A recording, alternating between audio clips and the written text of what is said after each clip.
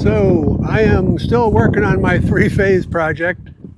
I've got the inverters mounted, as I mentioned earlier, and that was a lot of work for an old guy. I had a friend of mine help me, and we used a scissor lift and to get the inverters up on top. Wasn't quite high enough, so I had to use a little jack I've got, but they're all in place. They work just fine. They powered up just fine. This one is the only one that's connected to anything, and right now there's no connection other than the 53 watts you see there for this rather intense LED fixture, which is more of a spotlight than it is anything else. So part of the plan is more solar. I mean, if I'm going to potentially power the whole shop, I need some more solar. So this setup here is about 10 kilowatts in full sun. And then I've got the other two experimental mounts.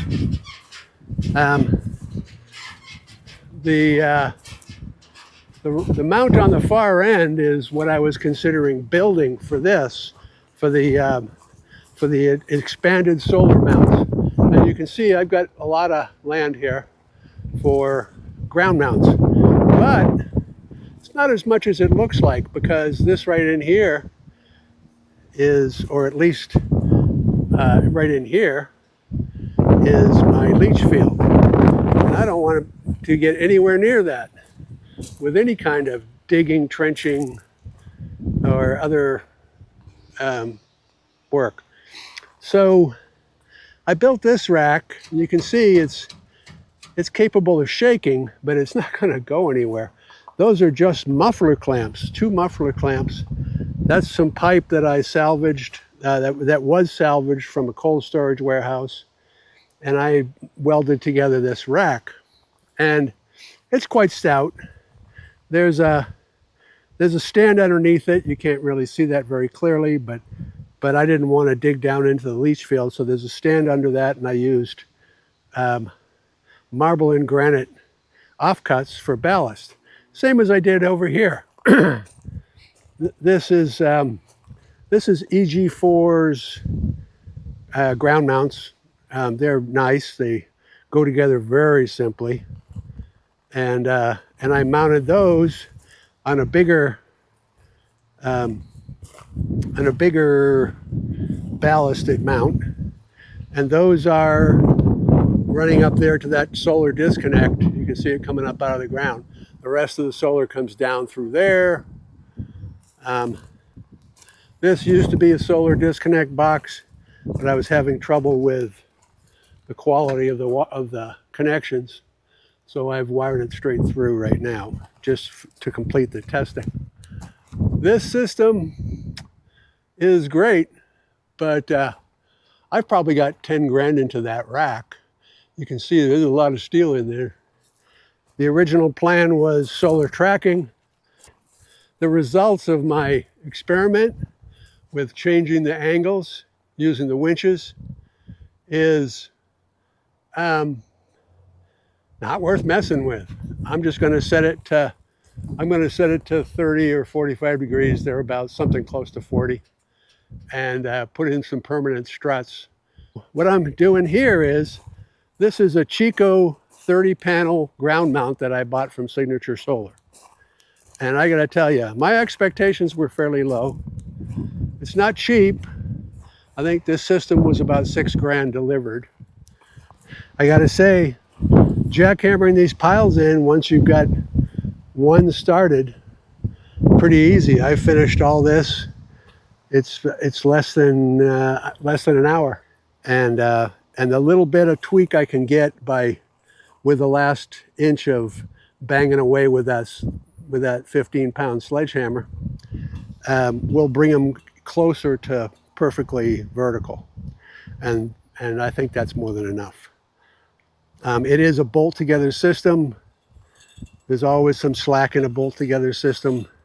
I think I can get everything to line up nicely. And the manual as it is, such as it is, looks like it's made for people who already know how to put this together. And, you know, it's not impossible. I mean, I'm going to be able to assemble this thing okay by myself. But anybody who's used to reading plans will look at that and go, wow, you guys, you did a lot of work, but you didn't do what I would need you to do. Because the manual it's got a lot of information.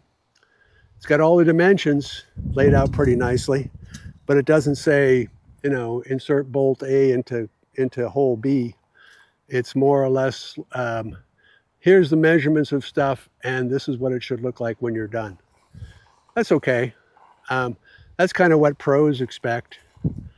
We'll get rid of all these weeds, put down a piece of road cloth and dump some white gravel on top before we put the panels on, before I assemble the rest of this.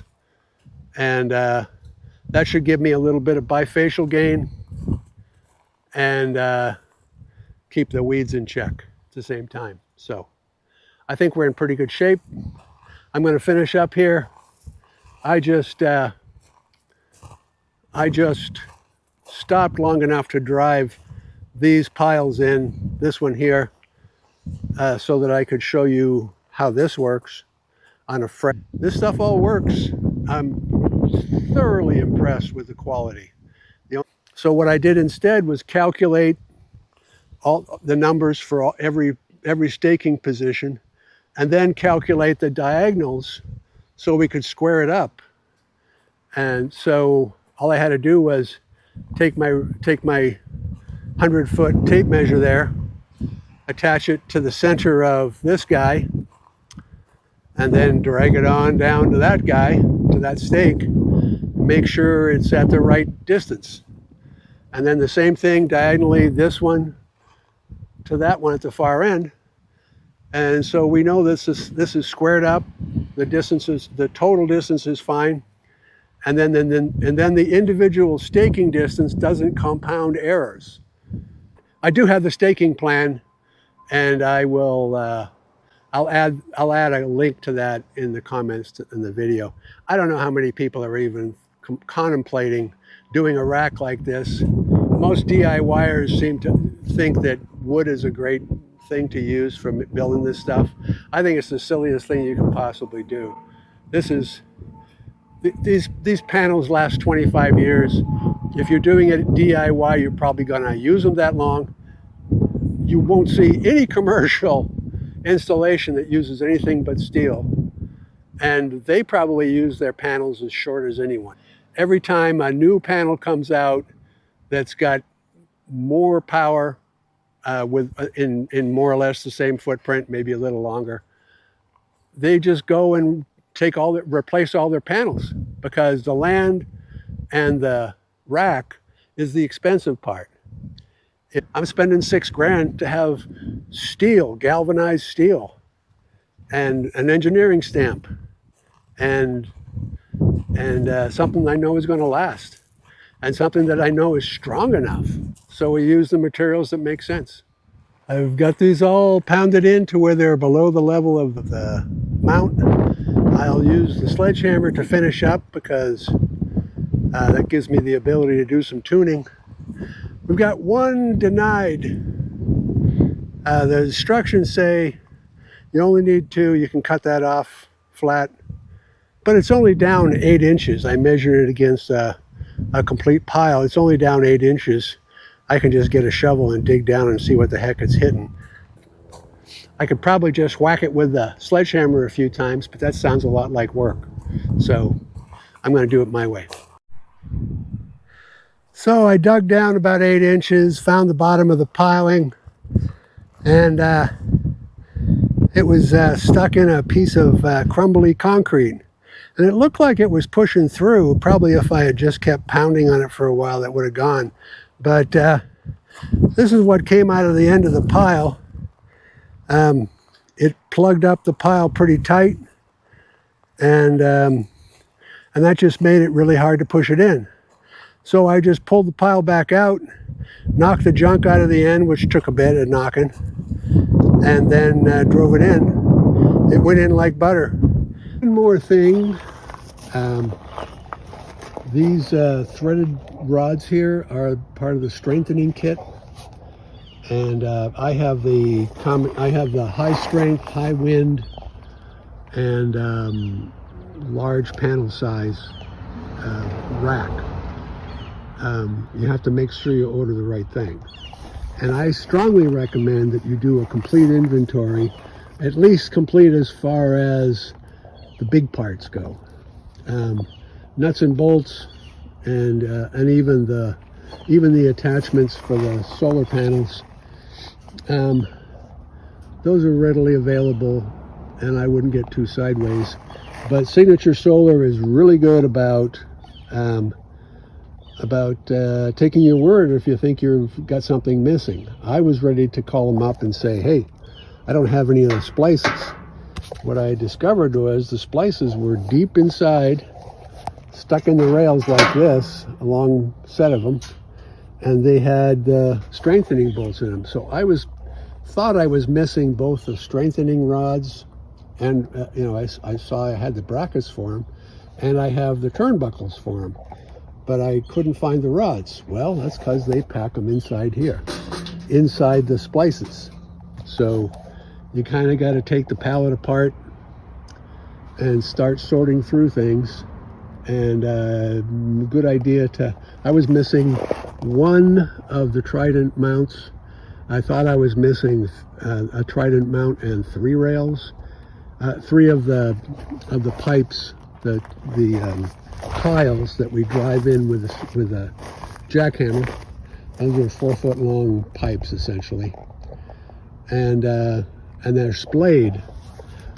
And I guarantee you, if you don't get them right, I mean, you can look at mine, and there's quite a few of them that are cattywampus, which is a technical term for I screwed up. But if you look at this one here, it looks fine once it's all bolted together. And this was actually the worst too. so the system will make up for a fair amount of slop if you screw up. So, but do your best. And what I'm doing right now, you might wonder what these. I have a laser level. They recommend that you use a laser level to get these all the same height. What I've done is I tried my laser level and I thought, oh, this is going to be a pain. So instead I ran a line, and then you can see on the inside of these, you're going to bolt these in place. There's I shouldn't say bolt, there are screws, high strength self-tapping screws that go in through the holes in the sides of the Trident mount, and that includes this flange for the top. And that's your height adjustment. You can set those flanges different heights. So what I did was ran a string. You can see they're all touching the string now. The reason they're touching the string is because they've got a piece of wood inside of them. I just ripped some wood I had so that it was a little bit smaller than the hole that's in the flange mount. And then I just marked them. I put the stick in, pushed it down a little bit to make sure I got it flat, then raised the thing up until it was touching the string, marked the stick, and cut them off. And I've numbered each stick and numbered each flange so that they're all in the right place, so that all I got to do is put the screws in them. And you can see these things are not perfect, not by a long shot, but this racking system can make up for quite a bit of that. And they've got slotted bolt holes, and the V mount is also slotted, so a little bit of slop you can live with. And this is going to be very, very sturdy when I get it done. So amazing, actually, for the price, amazing quality and good engineering. Good engineering meaning understanding that people are putting this together are probably not going to get everything perfect. So I recommend you do something like this to start the assembly. I've got one setup built. These are called the rails, and they make up, along with the V-shaped parts, which is two different kinds. There's long ones. If you look carefully, you can see there's long ones that are made up with two long legs, and there's ones that are made up with one leg, one short, one long. Same thing with these rails. There's long ones and short ones. There's not a huge difference between long and short, so you kind of have to either compare them to each other or measure it. And then these are where the panels attach. I may have gotten that terminology a little wrong, but the concept is the big heavy rails. They bolt together, long and a short, and then they connect to the V's. So that's it for today. Take care. I'm going to go rest. As I've perhaps said previously, I am recuperating from a knee replacement, and the PT is kind of pissed at me. He thinks I'm paddling too much or doing stuff in the water that's making it's causing inflammation, and we're not making as much progress as he'd like to see in flexion. Well, I'm not going to tell him about my little solar project any more than I already have. If I told him I was out there jackhammering 90 pilings into place, he'd throw me out of the place. But anyway, that's where I am. I'm going to take it easy for the rest of the day.